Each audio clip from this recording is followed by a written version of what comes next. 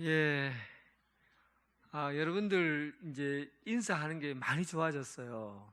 많이 좋아졌어요. 근데 인사는 이 겉에하고 속하고 똑같아야 됩니다. 속 겉으로는 주님의 은혜와 평강인데 속은 막 미워 죽겠어요. 그러면 은혜와 평강이 전달될까요? 안 될까요?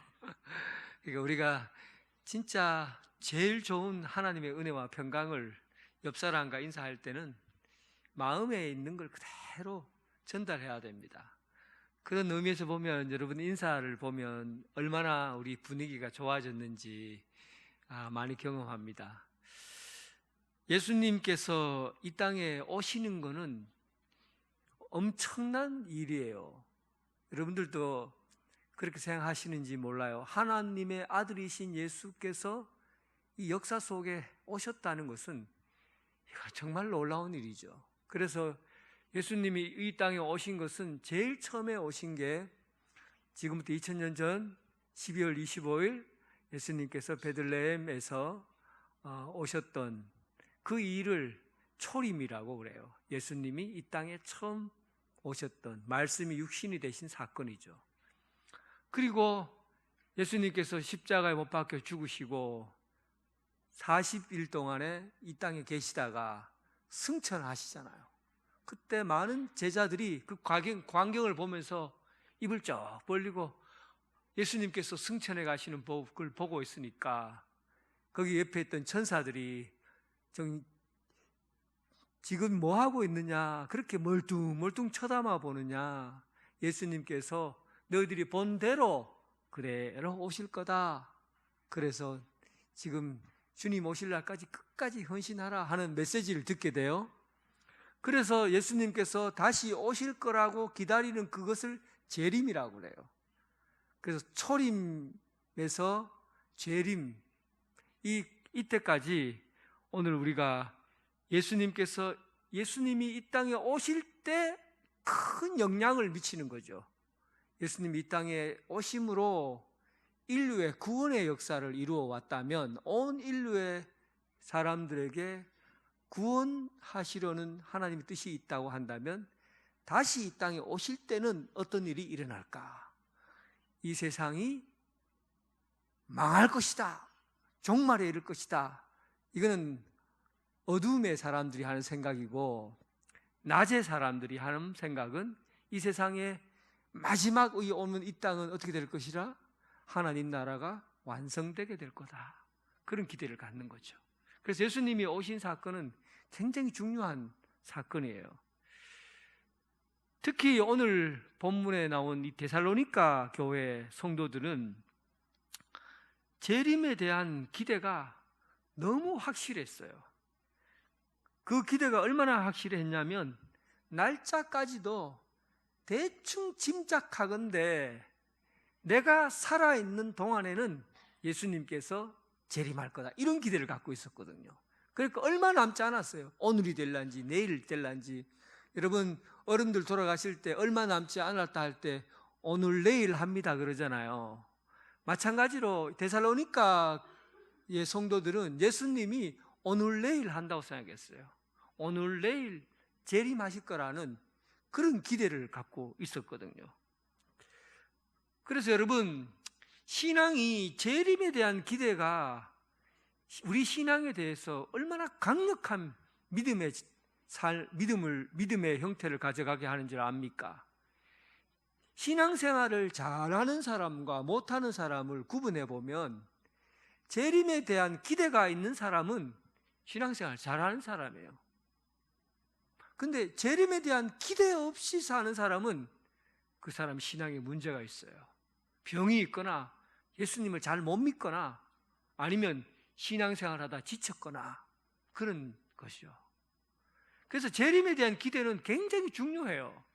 어쩌면 예수님이 승천하신 그 이후로부터 지금까지 재림에 대한 기대는 끊임없이 있었다 볼 수 있어요. 어떤 방식으로 기다리느냐, 이게 이제 재림에 대한 기대를 나타내는 거죠.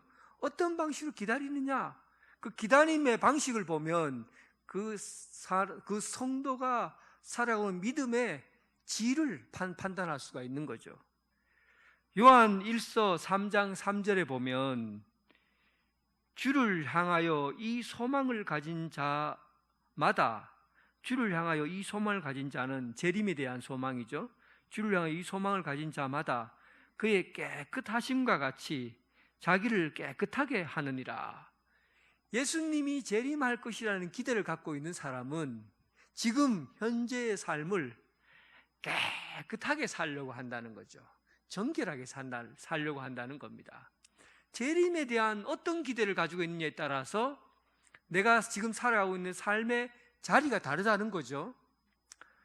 원래 제가 대신방 했습니다. 코로나 기간에는 신방을 못했는데 대신방을 할 때 각 가정마다 신방 날짜를 다 정해줬어요. 3월 3일 목요일 오후 2시, 오후 7시 딱 시간을 정해놔요.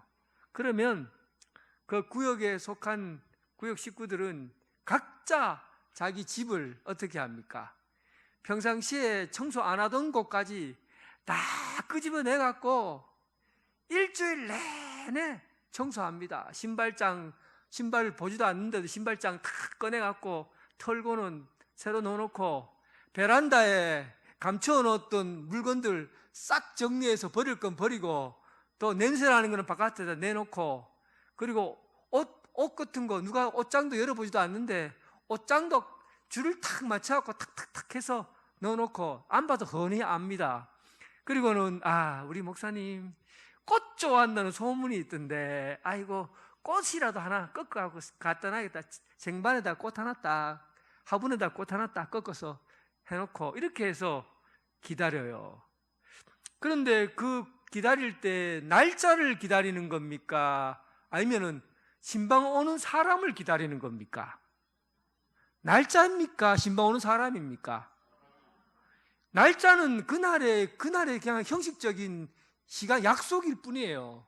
진짜 기다리는 거는 신방 오는 사람을 기다리는 거죠. 신방 오는 사람을 위해서 그 사람이 어떤 사람인가를 생각하면서 자기 집을 청소하는 거예요. 그러니까 우리가 예수님을 기다리는 것은 예수님이 누구신지를 알기 때문에 귀하고 소중하신 분이고 나의 구원자이시며 영원하신 하나님의 아들이란 그 예수님을 알기 때문에 예수님을 기다릴 때 어떻게 기다리겠어요? 그걸 아는 분들은 그냥 함부로 살지 않죠. 자기 몸을 깨끗하게, 성결하게, 정결하게 사는 거죠. 그러니까 여러분, 재림에 대한 기다림의 내용을 보면 여러분들이 신앙의 그 질을 알 수가 있어요. 예수님에 대해서 어떤 생각을 가지고 있는지, 어떤 분인지 알면은 내가 예수님을 기다리면서 그냥 마음대로 살지는 않을 겁니다.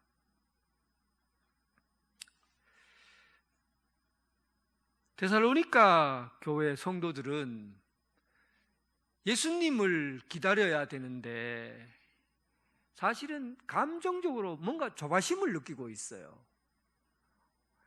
원래는 재림에 대해서 예수님이 재림이 어떻게 올 것이라는 그 내용을 가지고 기다려야 되는데 단지 예수님이 오늘 내일 할 거다, 오늘 오든지 내일 오든지 할 거다라는 그런 강박관념을 가지고 기다렸어요. 그러니까 사람이 조바심이 생기는 거예요. 여러분, 신앙생활도 조바심이 생기면 사람이 급하게 서둘리기는 하는데 정신없이 사는 거예요. 왜? 나를 쫓아오는 사람이 없는데도 아이고 나를 누가 쫓아오는갑다 하고는 막 도망가는, 나에게 뭔가 해코지 않았는데도 아이고 누가 나를 해코지 하는 것 같다 하고는 행동을 미리 하는 사람, 정신없이 행동하는 사람들 있잖아요. 그 조바심 때문에 그런 거거든요. 예수님에 대해서 본질적인 재림에 대한 내용을 아는 게 아니라 그냥 그 시간과 그 때에 맞추어서 살려고 하니까 조바심이 느껴지는 거죠. 1992년 10월 28일 날 재림이 온다고 이장님 얘기를 했었죠. 지난주에 얘기했었잖아요. 그때 제가 그때 자료를 계속 좀 더 봤어요. 그 주간에. 그런데 이장님만 그 얘기를 했던 게 아니더라고요. 1992년 10월 28일 날 재림이 온다는 얘기를 거기에 있는 교인들, 성도들 중에서 여러 사람이 자기는 그때 꿈에 예수님이 나타나서 글자를 10월 28일이라고 딱 적어서 보여주더라 하는 사람이 있었고, 또 어떤 사람은 비디오로 보여주듯이 막 그 그림을 쫙 그 비디오로 촬영하듯이 그 장면을 눈으로 쫙 봤다는 거예요. 그래서 인터뷰하면서 내가 그 나타난 그림을 그림으로 그려보겠다고 하고는 그림으로 그렸던 사람도 있고, 하나님의 음성이 분명하게 10월 28일이라고 말했다라고 하나님의 음성을 직접 들었다고 하는 사람도 있었어요.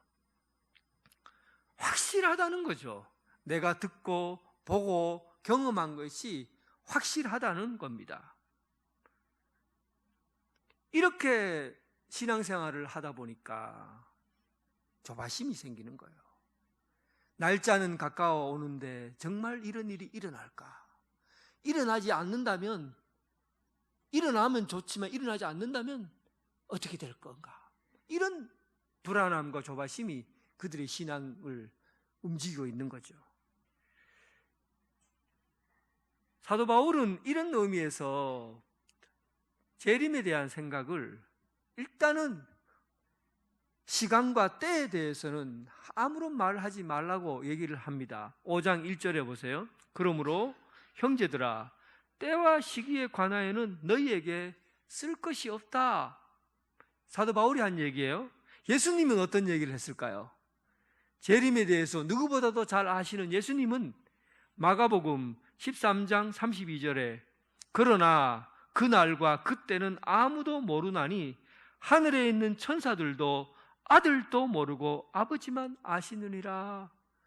아이고야, 예수님이 재림하고 직접 내려오시는 분인데 예수님이 하신 말씀이 하늘에 있는 천사도 모른다, 나도 모른다. 예수님이 그래요. 나도 모른다. 이 일을 아는 것은 오직 아버지밖에 없다. 예수님께서 얼마나 사람들이 이 날짜와 시간에 집중하고 있었으면 이런 부분에 집중할 걸 알고 시간과 날짜에 집중하는 신앙이 얼마나 위험한 줄 알고 하신 말씀이에요. 나도 모른다. 예수님이 그랬어요. 나도 모른다는 것은 무슨 뜻입니까, 여러분? 너희들은 주님이 언제 오실지 날짜에 대해서는 알아야 한다, 몰라야 한다. 몰라도 된다. 알려고 하는 것은 쓸데없는 짓이다. 이런 내용이죠. 신앙과 아무 상관이 없는 일이다. 날짜를 알고 그날을 기다리는 것은 신앙과 아무 상관도 없는 일이라는 거예요. 그런데 날짜를 알고 기다려야만이 신앙이 좋다고 생각하는 사람이 있기 때문에 하는 얘기입니다.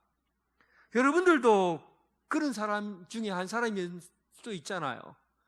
마치 우리가 눈으로 보고 귀로 듣고 환상을 보고 꿈을 꾸고 했던 것이 하나님의 말씀보다도 더 위에 있는 사람들 여러분들 혹시 없습니까?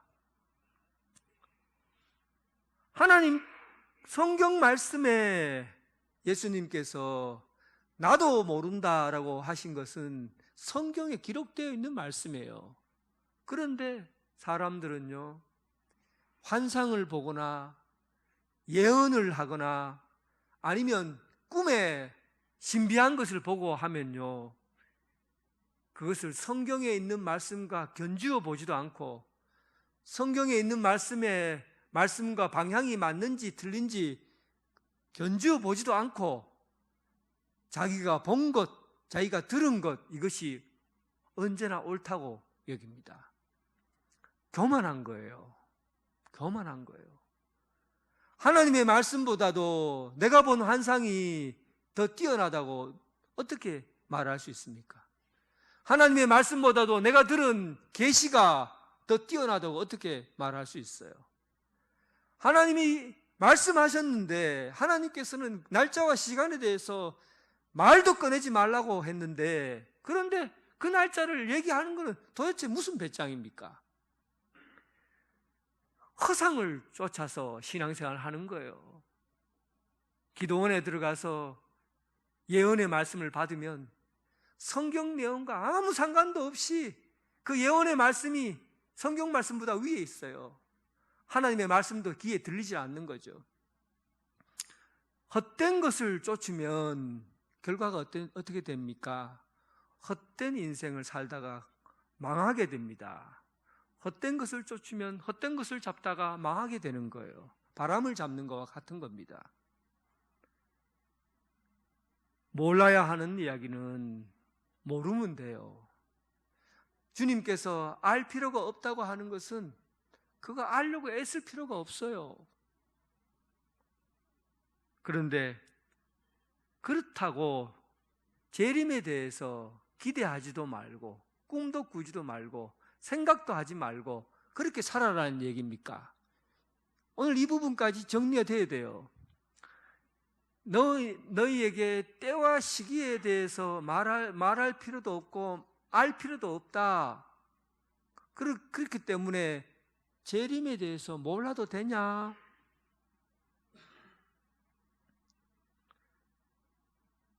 재림에 대해서, 시기에 대해서, 때에 대해서는 알지 못하지만, 그러나 예수님이 언제 오실란가 하는 예수님에 대한 기다림에 대해서 소망을 품고 살아야 됩니다.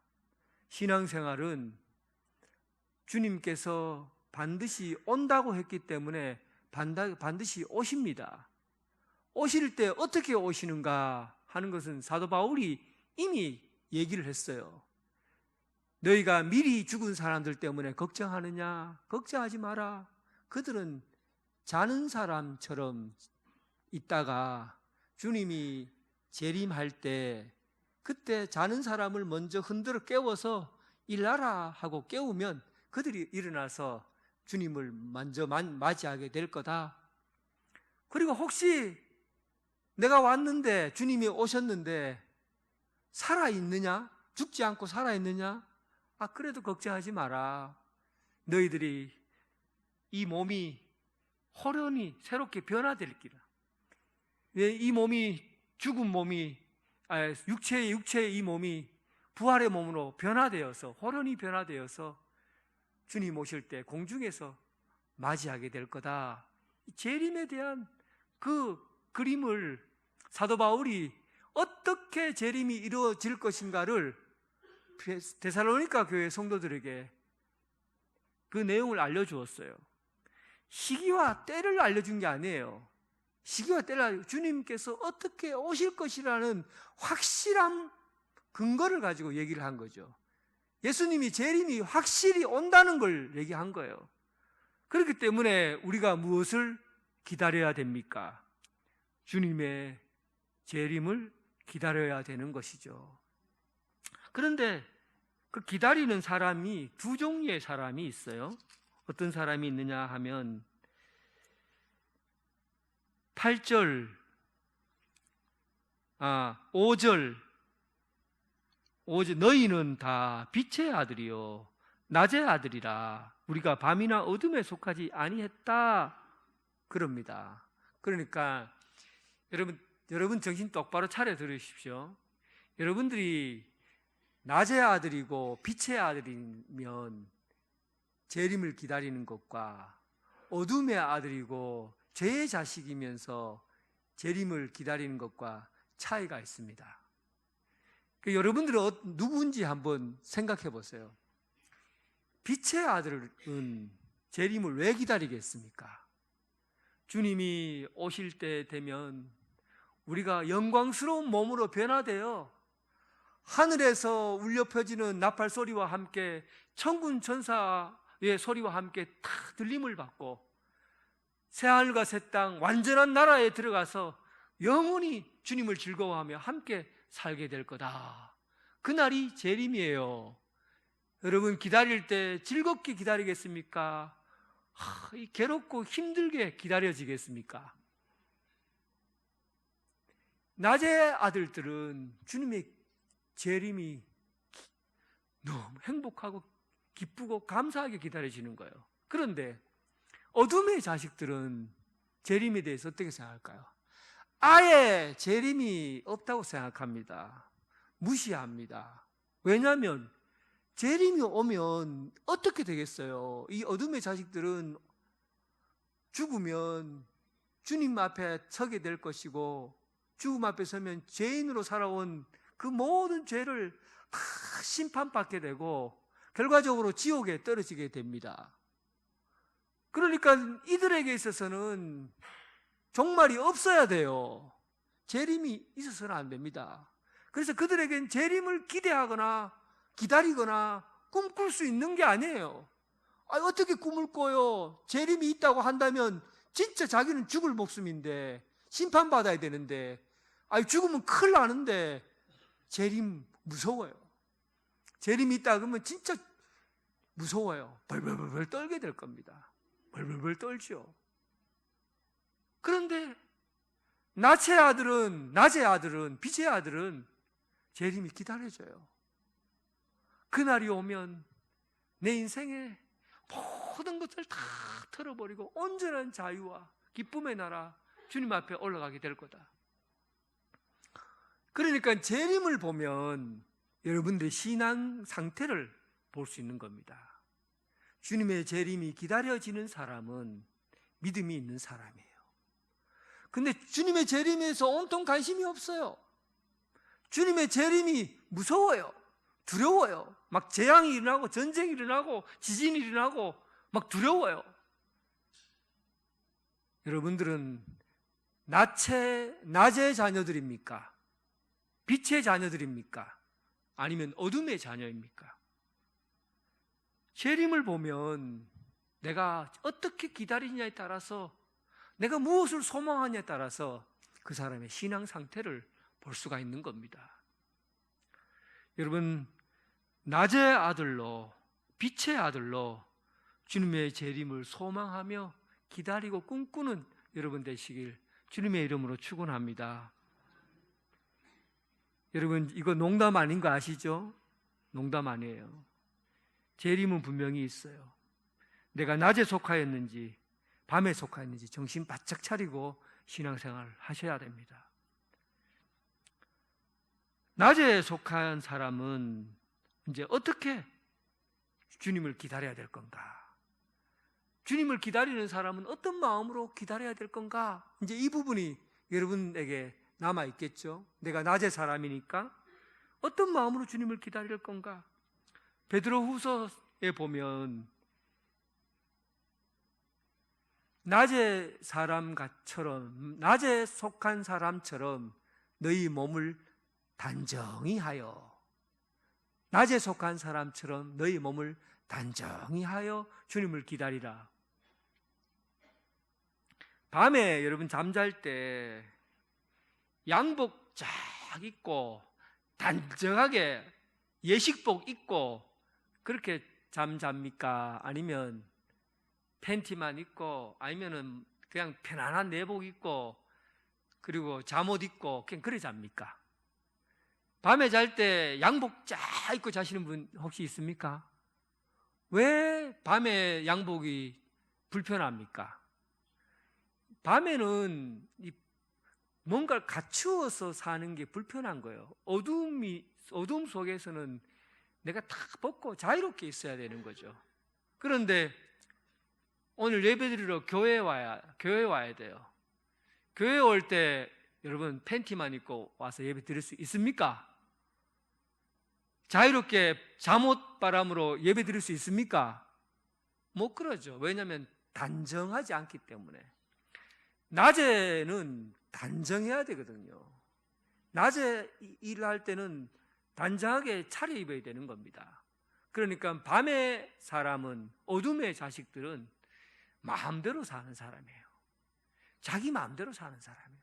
세상과 벗하면서 자기가 하고 싶은 대로 사는 사람이에요. 그러니까 자기 행동에 대해서 뭔가 질서를, 또 자기 행동을 어떻게 해야 될 건가 이런 거 신경 쓰지 않고 사는 사람이죠. 그런데 예수 믿는 사람은 낮에 활동하는 사람이에요. 빛의 자녀들이에요. 우리는 예수 그리스도의 옷을 입고 그렇게 단정한 신앙생활을 해야 되는 거죠. 세상의 옷을 입고 사는 게 아니라 그리스도로 옷을 입고 그리스도께서 살아온 그 길을 가는 거예요. 그게 우리가 살아가야 될 삶의 자리죠. 이제 재림이 이제 얼마 남지 않았어요. 오늘 내일 해요. 그러면 우리가 어떻게 기다려야 됩니까? 12월 23일 날짜를 기다리는 게 아니라 주님이 오실 날을 기다려요. 그날이 오면 우리는 영광스러운 나라에 가게 될 겁니다. 그때를 위해서 우리가 준비해야 되죠. 예수 그리스도로 옷 입고 단정한 생활을 해야 됩니다. 이 단정한 생활을 사도 바울은 데살로니가 성도들에게 이렇게 표현하고 있어요. 8절에 우리는 낮에 속하였으니 정신 차리고 믿음과 사랑의 호심경을 붙이고 구원의 소망의 투구를 쓰자. 이 옷은 어디서 입는 옷일까요? 일반 사람들이 입는 옷입니까? 아니면 군인들이 입는 옷입니까? 군인들이 입는 옷이에요. 그러니까 데살로니가 교회 성도들에게는 특별하게 옷을 지정해 줬어요. 군인 옷을 입어라. 왜냐하면 지금 너희들이 재림을 기다리고 있는 이때에 낮의 사람들에게 침투해 들어오는 적이 무시무시한 마귀들이다. 영적 싸움이 지금 우리에게 있는 이 현장에 너희들이 주님 앞에 올라가기까지, 재림하신 주님을 만나기 전까지 사탄은 끊임없이 어둠의 자식들로 만들고자 지금 싸움을 걸어오고 있다. 그러니까 완전 군장해라. 군인이 입는 옷으로 가슴에는 호심경을 붙이고 머리에는 소망의 투구를 쓰고, 물론 뒤쪽에 가면은 이 완전 무장에 대한 얘기가 또 한 번 나옵니다. 그러나 이 본문에서는 두 가지만 얘기를 하고 있어요. 호심경은 이거예요. 이렇게 요즘 얘기하면 방탄조끼 생각합니다. 방탄조끼를, 사랑과 믿음의 방탄조끼를 붙이고 머리에는 소망의 투구를 쓰고 구원의 투구를 쓰고, 그런 얘기죠.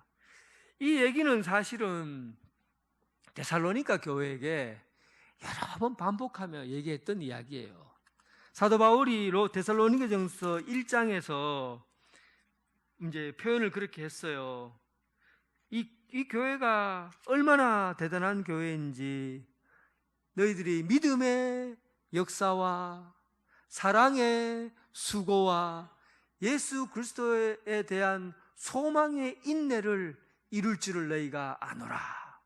그러니까 데살로니가 교회는 이미 사실은 그렇게 단단한 투구와 단단한 호심경을 붙이고 살아온 거예요. 믿음의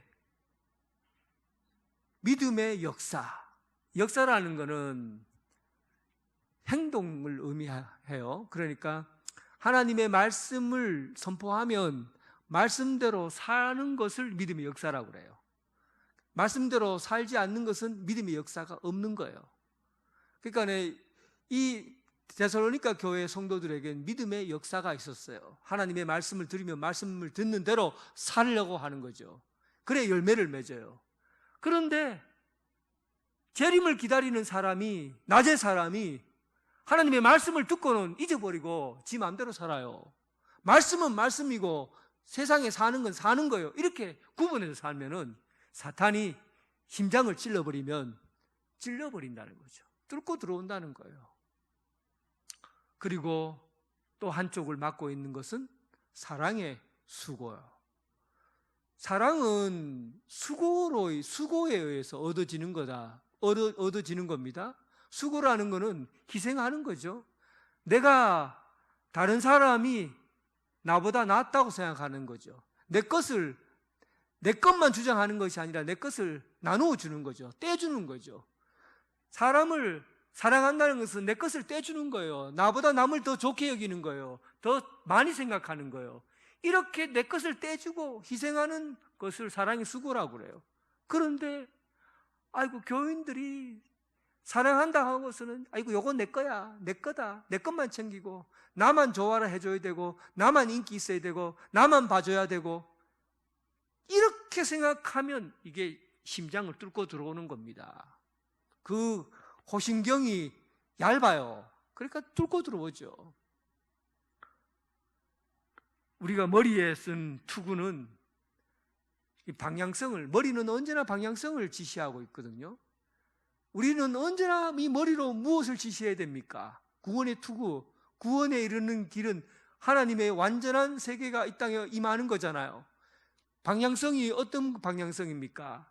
우리의 삶의 모든 방향은 하나님 나라에 있는 거죠. 하나님 나라가 이 땅에서 온전히 이루어지는 것, 그게 구원의 완성이잖아요. 우리가 무슨 일을 하고 어떤 생각을 해도 우리의 방향이 다 하나님의 뜻에 맞추어져야 되는 거예요. 어떤 삶의 행동을 해도 발걸음 옮겨도 하나님의 뜻이라는 곳에 내 방향을 맞추는 거죠. 구원의 투구. 그런데 하나님의 생각, 하나님의 뜻, 하나님 나라에 대해서는 생각하지 않고 자기 생각, 자기 뜻, 자기 말 이것만 주장하고 있으니까 머리가 뚫리는 겁니다. 머리가 공격을 받는 거죠. 예수 믿는 사람, 예수님을 기대하고 꿈꾸는 사람, 주님 오실 날이 얼마 남지 않았다, 오늘 내일 주님 오신다라는 기대를 갖고 있는 사람은 옷을 단정하게 입어야 됩니다. 사랑과 믿음과 소망을 가져야죠. 이렇게 단정하게 입은 그리스도인들을 위해 이렇게 살아가는 사람들에게 예수님의 재림은 언제 재림이 임해도 기쁘게 감사함으로 받아들일 수 있는 겁니다. 그리고 두 번째, 주님의 재림이 있을 때 우리는 무엇을 준비해야 됩니까? 자지 말고 깨어 정신을 차릴지어다. 자지 말고 깨어 정신을 차릴지어다. 보통 여러분 우리가 계속해서 신앙생활이 계속해서 움직여 나가야 되는데 그러지 않고 멈추거나 잠을 자거나 하면 신앙은 무디게 됩니다. 야구의 신이라 불리는 김성근 감독이 이번에 책을 하나 냈어요. 나이가 81살입니다. 여러분들 잘 모르실 거예요. 일본에서 이제 야구를 시작했는데 그 감독이 야구 감독하면서 우리나라에서 가장 많이 잘린 감독이에요. 그런데도 김성근 감독을 야구의 신이라고 그래요. 야구의 신이다. 야구하면 김성근 감독이다. 그렇게 얘기를 합니다. 근데 그가 81세에 책을 냈는데 그 책 내용 중에 이런 내용이 들어있어요. 그는 끊임없이 실패해도 그는 언제나 오늘 내일을 살기 위해서 열심히 노력하고 움직여야 된다 이런 생각을 하는 사람인데 그가 하는 그 글에서 이렇게 나와 있습니다. 그는 죽었다 깨어나도 나이를 먹었다 해도 계속 성장하지 않으면 자리가 없다. 놀랍지 않습니까? 나이 81세에 이런 말을 했어요. 죽었다 깨어나도 나이를 내가 많이 먹었다고 해서 멈추어 버리면, 성장하지 않으면 그에게 자리는 없다. 그가 설 자리는 없다. 가정에서든 사회에서든 어디에서든지 간에 성장하지 않고 살려고 하면 그때는 이제 끝난 것, 인생이 끝난 인생이다. 나이가 많든 적든 상관없다는 것. 깨어있다는 것은 끝까지 성장하겠다는 겁니다. 깨어있다는 것은 멈추지 않겠다는 거예요. 내가 지금 살아가고 있는 삶의 자리가 또 나이가 또 현실이 이렇기 때문에 신앙을 멈춘다, 깨어있지 않는다, 그것은 여러분들의 자리가 없다는 사실을 잊으셔는 안 됩니다. 깨어 있어야 돼요. 끝까지 가겠다. 끝까지 가야 한다는 겁니다. 매일매일 성장해 사는 삶, 그것이 바로 그리스도인으로서 깨어 있는 삶입니다. 사랑하는 성도 여러분, 여러분들은 어둠의 자녀입니까? 빛의 자녀입니까? 빛의 자녀죠. 빛의 자녀면 옷을 좀 똑바로 입으세요. 단정하게 입으세요. 사랑과 믿음과 소망을 가지세요. 그리고 내가 끝까지 달려가겠다. 끝까지 성장하겠다. 그런 믿음으로 깨어있는 신앙생활. 그로 인해서 주님 오실 그날에 이르기까지 그날에 동참하는 여러분 되시길 주님의 이름으로 축원합니다. 하나님 아버지, 빛의 자녀로 예수 그리스도를 믿는 하나님의 아들, 딸로 이 자리에 있게 하신 하나님, 이제 우리가 이 세상 살아가면서 주님 오실 날이 얼마 남지 않았는데 이제 그 날을 기대하며 우리 옷을 단정하게 입게 하시고 믿음과 소망과 사랑을 품고 믿음 생활 잘 해내게 하여 주옵소서. 깨어 있어서 이제 내가 나이가 들었으니 멈춰야 되겠다. 이제 내가 몸이 아프니 멈춰야 되겠다. 이제 내가 할 일을 다 했으니 멈춰야 되겠다. 그런 약한 믿음으로 살지 않고 깨어 있어서 끝까지 달려가는 성도들 되게 하여 주옵소서. 예수님 이름으로 기도드립니다. 아멘. 다 함께 일어나셔서 하나님께